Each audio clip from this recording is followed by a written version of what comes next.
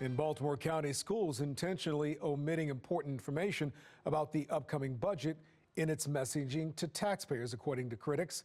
As Project Baltimore's Chris Papps explains, one government watchdog says the school system isn't giving the public the full picture. Baltimore County Public Schools earlier this month issued this news release to the school community. It outlines Superintendent Dr. Miriam Rogers' proposed 2026 operating budget.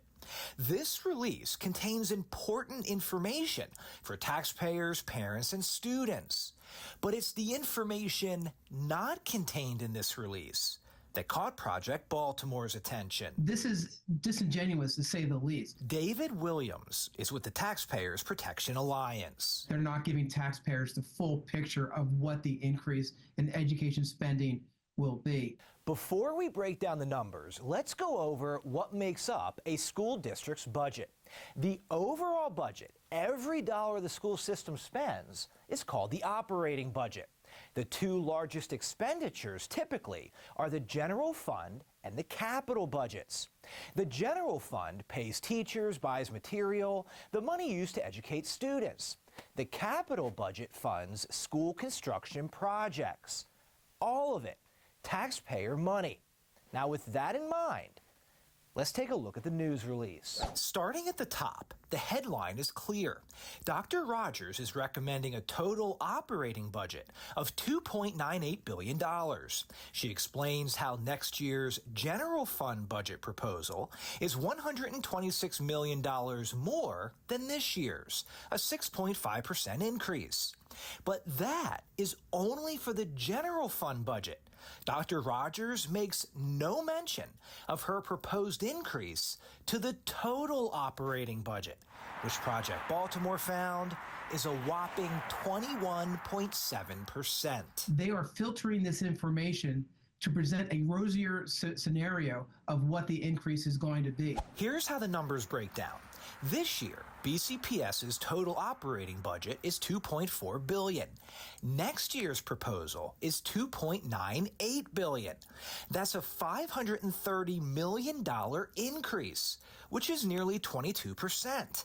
And most of that $530 million is going to the capital budget. How do we know this?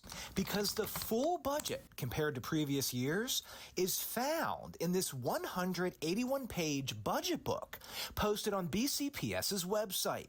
There it is. It states BCPS is asking for an additional 21.7% in funding next year. But how many people read budget books?